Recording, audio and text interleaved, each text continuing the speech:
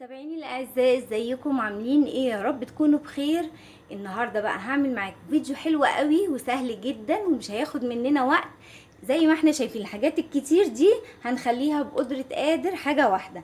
هنعمل فراخ مشوية بخلطة وتتبيلة عالمية، وهنعمل مع بعض محشي مشكل كله في صينية واحدة في الفرن، في الصينية الرهيبة ديت اللي انا عملت معاكم فيها قبل كده.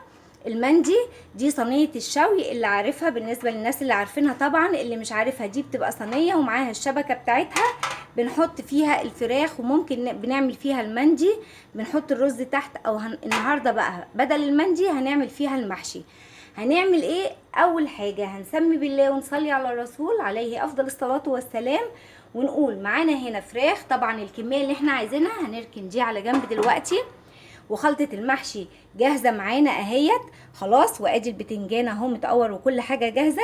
هنركن الحاجات دي كلها كده على جنب عشان مش هنطول الفيديو بتاعنا ومش هحشي معاكم المحشي خلاص.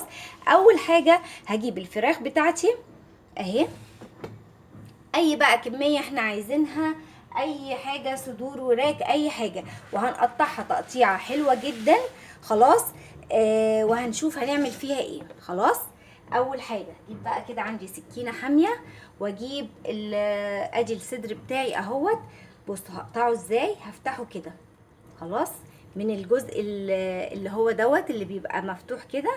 هكسر العضمايه اللي هنا كده اهو، وهفتح كده اهو خلاص. هنعملها كده زي الكتاب خلاص، وندوس على العضمايه كده. شايفين؟ يا رب تكون واضحه اهو خلاص كده اهو. اهو ادي الصدر معايا اهو كده خلاص. وهمسك الوراك، ادي فتحت الصدر اهو. همسك بقى الورك كده وهقسمه كده اهو، وايه، واحاول افتحه ايه، افصله عن العظم خلاص اهو كده اهو. واحاول بسن السكينه كده افتح كده خلاص اهو. مش هتاخد معانا سوا، وهتطلع في منتهى الجمال، وهتطلع مستويه وزي الزبده خلاص. بصوا اهو ادي الورك بتاعي اهو. بصوا بقى قد ايه الدبوس، بدل ما فتحته بقى قد ايه اهو خلاص اهو كده. نعمل كمان واحد، ادي الدبوس اهو. هاجي هفتحه كده اهو، وافصل اللحم كده اهو، افتحه زي الكتاب كده زي ما عملنا في الصدر خلاص اهو. والعظمه زي ما هي مش هنشيلها اهو. انا هفصل بس كده ايه، بحيث ان هو هيبقى عندي كده اهو خلاص. والورك نفس النظام، هنفتح برضو كده. خلي بالنا بس واحنا شغالين اهم حاجه اهو. فتحنا الورك كده من هنا، وصلنا العظم كده اهو خلاص اهو. هنشرحه بس تشريحتين كده عشان التتبيله بتاعتنا تدخل فيه. ادي الورك بتاعنا اهو خلاص. هكمل بقى بقيه الكميه اهو. ادي الدبوس اهو، نعمل كده اهو. فتح معانا بكل سهوله من غير اي حاجه، مفيش اي افتكاسات ولا حاجه اهو. فصلنا اهو كده من العظم اهو كده خلاص. يلا بقى نشوف هكمل بقيه اللي عندي دول وارجع لكم تاني. خلاص يا حبايبي، خلصت الكميه بتاعتي بقى كلها. هجيب بقى كده هرشش عليها كده شويه فلفل اسود على الناحيتين اهو كده، حاجه بسيطه كده كده. هنحط ايه، وهنرشش شويه ملح عشان اضمن ان الفراخ بتاعتي ملحها يبقى ايه مظبوط وكويس خلاص. ادعكها كويس جدا كده، واقلبها على الناحيه التانيه اهو كده، واعمل فيها نفس الحركه. شويه ملح كده،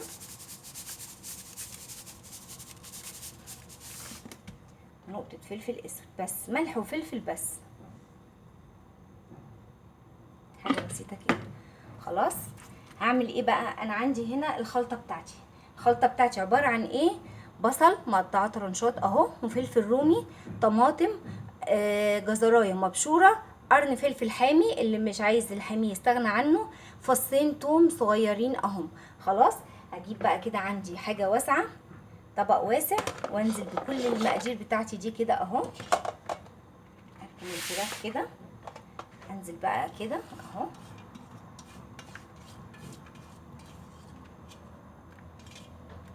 وهحط بقى، هملح بقى الخلطه دي كده كويس اهو. شويه ملح، شويه فلفل اسود،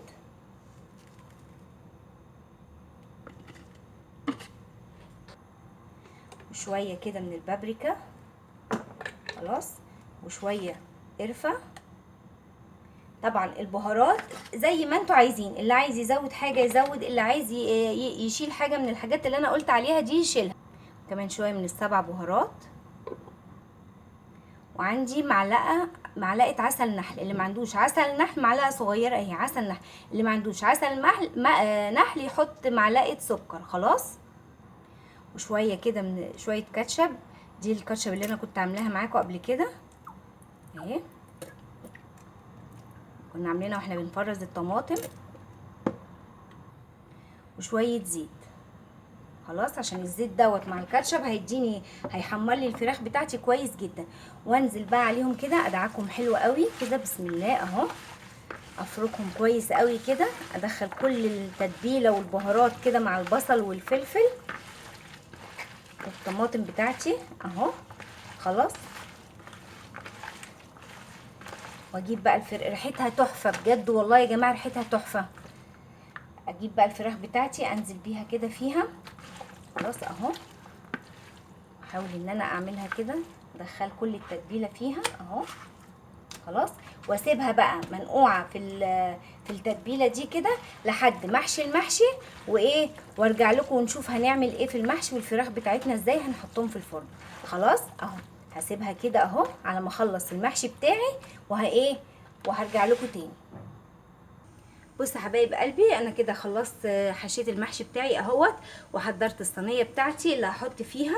قطعت فيها، حطيت فيها بواقي الخضره بتاعتي غسلاها كويس وحطها، وقلب الكوسه اللي قورته، وحطيت فيها بطاطس وطماطم وفلفل وجزر وبصل خلاص. هحط لها بقى كده شويه من الفلفل الاسود كده، حاجه بسيطه بس كده عشان تديني ايه، طعم حلو خلاص. لان الخضار ده بيتاكل، يعني البطاطس والجزر اللي تحت المحشي ده بيتاكل خلاص اهو.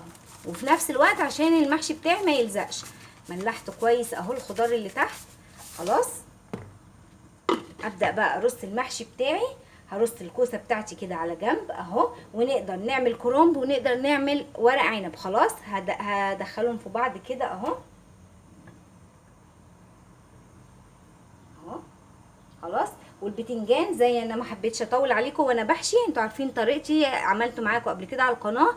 بدخل كل واحده بلبسهم في بعض كده خلاص، عشان خاطر الرز انا ببقى حاشيها بصوا نصها بالظبط، يعني نصها فاضي، عشان لما بيستوي الرز ما يبقاش كتير فبيمشي فايه ما يعجنش عندي، ما يقعش في الصينيه او في الحله ويعجن خلاص.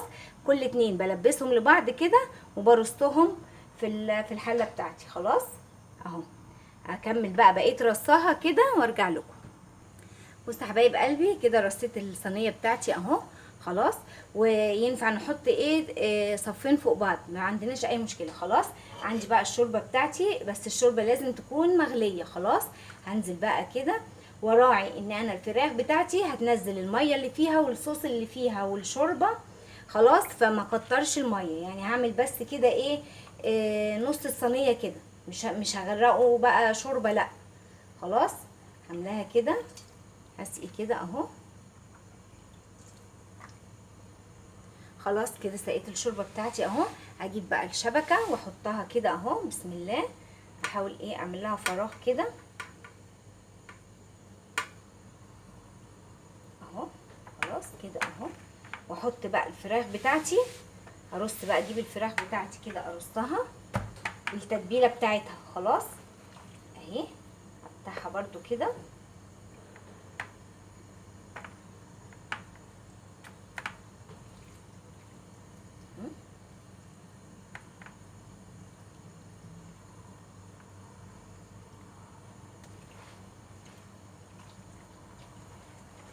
ممكن برضو شويه من التتبيله كده ننزل بيهم على المحشي كده اهو. هو كده كده كله هينزل في قلب المحشي، يعني كله هينزل في الصينيه. خلاص اهو، هيخلي طعمه حكايه بجد. جربوا المحشي ده بالطريقه دي مش هتندموا. واللي ما عندوش الصينيه ديت يقدر يحط في اي صينيه ويحط شبكه الفرن، يحط اي يعني اي حاجه، او يعمل ورقه الفويل زي ما بنعملها للفراخ بالظبط. خلاص نعمل ورقه فويل كده ونخرمها ونحط عليها الفراخ.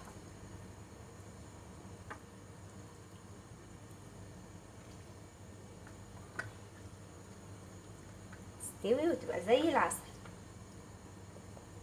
لازم نجدد كده ونغير من الافكار بتاعت الاكل بتاعتنا التقليديه، نعمل المحشي بشكل جديد وطعم جديد.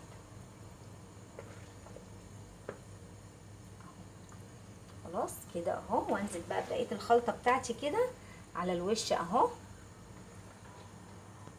خلاص كده بعد ما حطيت الفراخ اهو، اغطيها بقى عشان اضمن سوا كويس والفراخ بتاعتي ما تتحمرش وهي نيه. هغطيها بورقه فويل وهدخلها. انا مسخنه الفرن طبعا، يعني بقاله بتاع 10 دقايق كده شغال. لازم الفرن يكون سخن خلاص، ولازم الشوربه بتاعتنا تكون مغليه اللي سقينا بيها المحشي. هغطي بقى كده، هدخلها الفرن، وبعد نص ساعة كده هعري واشوف محتاج شوربة هزوده شوية شوربة، مش محتاج خلاص. واول ما عندي المحشي يستوي والفراخ هشيل الورقة دي عشان خاطر الوش بتاع الفراخ بتاعي يتحمر. خلاص هدخلها الفرن اهو يا حبايبي. حطيتها، شلت الرف اللي تحت وحطيت، نزلت الشبكة على اول رف وحطيتها على الشبكة. خلاص بعد نص ساعة بقى هنكشف ونشوف المحشي بتاعنا اخباره ايه والفراخ بتاعتنا. بصوا يا حبايب قلبي كده بعد ما عدى النص ساعة اهوت، هشيل بقى الورقة كده بسم الله اهو. شايفين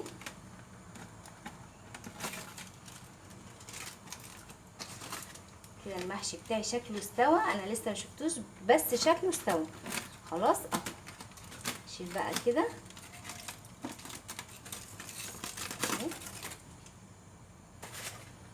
بصوا ريحته تحفه بجد والله. ريحه الفراخ بالمحشي فظيعه بجد، يعني اتمنى ان انتوا تجربوا الوصفه دي. خلاص بصوا الفراخ اهي استوت اهي اهي. هغرز الشوكه فيها بصوا اهي اهي. اقرب لكم الكاميرا عشان تشوفوا. بصوا الفراخ بتاعتي استوت اهي خلاص. شوف الصدر كمان، بصوا شكل المحشي من تحت. هقلب بقى كده الفراخ على الوش ده. الوش ده خد تحميره بسيطه كده، هنقلب بقى كده على الوش ده وندخلها بقى ايه تحت الشوايه ثواني بس كده وايه وهقفل عليها خلاص. وهوريكم برضو شكل المحشي بعد ما ايه الفراخ بتاعتنا تتحمر. الحتتين دول لسه هحمرها تحت الشوايه وارجع لكم تاني. بصوا حبايب قلبي كده الفراخ بتاعتنا اهي اتشوت. بصوا المنظر عامله ازاي اهي. حمرتها على الناحيتين، شايفين لونها عامل ازاي؟ ده سر اللون دوت معلقه الكاتشب وشويه الزيت اللي احنا حطيناهم في التتبيله بتاعتنا. مش عايزه اقول لكم الريحه حكايه والطعم حكايه. يلا بقى ادخلوا. عايزه اوريكم برضو المحشي. هشيل كده الشبكه واوريكم المحشي من جوه عامل ازاي. بصوا حبايب قلبي، بصوا المحشي بتاعي اهوت. شايفين ولا رزايه في الصينيه ولا اي حاجه، وهو طبعا سخن جدا. بصوا انا عايزه افتحه واوريكم. بصوا عامل ازاي زبده. بصوا من جوه الرز مستوي ازاي وطعمه تحفه تحفه تحفه بجد. الطريقه دي هايله هايله هايله في تسويه المحشي، ومش بتاخد معانا وقت خالص، ولا بنعمل كذا حله، ولا يعني بتسهل علينا حاجات كتير. اتمنى يا رب تكون قدرت افيدكم بوصفه جديده وطريقه جديده. يلا انتظروني في فيديو جديد. اسيبكم دمتم في رعايه الله وامن. السلام عليكم ورحمه الله وبركاته.